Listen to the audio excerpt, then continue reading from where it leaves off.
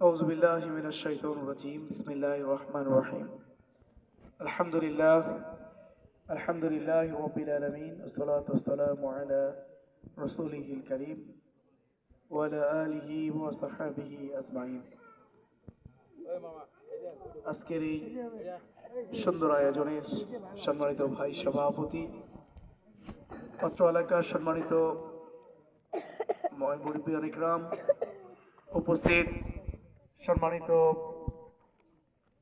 বিভিন্ন সম্প্রদায়ের ভাই এবং বোনেরা শ্রেণীভেদে সালাম আসসালামু আলাইকুম রহমতুল্লাহ এবং আদাব আন্তরিক শুভেচ্ছা এবং অভিনন্দন। আপনারা সবাই ভালো আছেন? আপনাদের প্রতি অনেক বেশি কৃতজ্ঞ আমি, অনেক অনেক ধন্যবাদ জানাই আপনাদেরকে।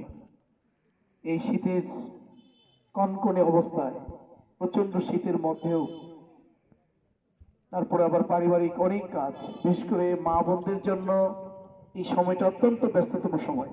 রান্না বান্না, কাপড় চোপড় পরিষ্কার করা, বাড়িঘর একটু পরিষ্কার পরিচ্ছন্ন করা, নানাবিধ কাজের মধ্যে আমাদের মা বোনেরা এই সময়টাতে ব্যস্ত থাকে। আমাদের ভাইয়েরাও মাঠে ঘাটে আপনার নানাবিধ কাজের সাথে সম্পৃক্ত আছে। তারপরেও আপনারা আমাকে একটু দেখার জন্য, আমার কথা শুনবার জন্য আপনারা দুনিয়ার সমস্ত কাজ ব্যস্ততাকে উপেক্ষা করে এই জায়গায় এসে উপস্থিত হয়েছেন। এই জন্য আপনাদের প্রতি অনেক বেশি কৃতজ্ঞতা প্রকাশ করছি। আপনাদের অসংখ্য ধন্যবাদ জানাই। মহান সৃষ্টিকর্তার কাছে আমি দোয়া করছি আল্লাহ রাব্বুল আলামিন সৃষ্টিকর্তা যেন আমাদের এই সময়গুলো কবুল করে নিয়ে এর উত্তম যা যা যেন আপনাদেরকে দান করেন। সম্মানিত ভাই এবং বোনেরা, আজকে আপনাদের সাথে আসছে একটু দেখা করার জন্য। আমাদের দায়িত্বশীল ভাইরা এবং আপনারা অনেকেই আমাকে ফোন করেন, দায়িত্বশীল ভাইদেরকে ফোন করেন যে ভাই প্রার্থীটাকে একটু খালি আমাকে দেখায় নিয়ে যান। ভোট তো দিব ঠিক আছে, কিন্তু প্রার্থীকে একটু দেখিবা যাই। আমরা আসলে এই কথাটা শোনার পরে আর বসে থাকা যায় না, যতই ব্যস্ত থাকি। আমাদের এরিয়াটা এত বড়, 22টা ইউনিয়ন, এক একটা ইউনিয়নে প্রায় 9টা করে ওয়ার্ড। এই 9টা ওয়ার্ডের মধ্যে আবার এক একটা ওয়ার্ডের মধ্যে অনেক পাড়া আছে, 12টা 13টা 15টা পাড়া। সব পাড়াগুলোতে যদি একবার করে আমাকে যেতে হয়, সবার সাথে যদি সরাসরি সাক্ষাৎ করতে হয়, তাহলে দেখা যাবে কয়েক বছর আরো লেগে যাবে আমার শুধু সকল ভোটারদের সাথে সাক্ষাৎ করতে। আসলে এই সময় আমাদের মাত্র 1 মাস, 1 মাসের মধ্যেই আমাদের কাজটা শেষ করতে হবে। এই জন্য এই প্রতিদিন সকাল 9টা 9:30 দিকে বের হয়ে যায়, কখনো তারও আগেও বের হই, ফজরের পরে বেরোতে হয়। রাত 10টা 11টা পর্যন্ত এভাবেই মানুষের দাঁড়ে দাঁড়ে, মানুষের পাড়ায় মহল্লায় গিয়ে গিয়ে মানুষের সাথে সাক্ষাৎ করছে, একটু কথা বলছি। আপনারা সবাই আমাকে জন্য দোয়া করবেন, আল্লাহ যেন আমাকে শারীরিকভাবে সুস্থ রাখেন। এই যে কাজটা করছি এটা যেন নির্বাচন পর্যন্ত যেন সুস্থ শরীর এই কাজটা যেন অব্যাহত রাখতে পারি, এই জন্য আপনারা দোয়া করবেন। এবং যে কাজে আমরা নেমেছি আল্লাহ যেন সেই কাজে আমাদের কামিয়াবি করেন, বিজয় দান করেন, এই জন্য দোয়া করবেন ইনশাআল্লাহ। তবে আপনাদের আজকে একটা দায়িত্ব দিয়ে দিতে চাই, আমার ভাই হিসেবে, আমার বোন হিসেবে। এই দায়িত্বটা যদি আপনারা সকলেই পালন করেন, তাহলে আমার দৃঢ় বিশ্বাস আমার কাজটা সহজ হবে। যে পাড়ায় এখন আমরা প্রোগ্রাম করছি, এই পাড়ার সকল মানুষগুলো কিন্তু এখানে আসেনি।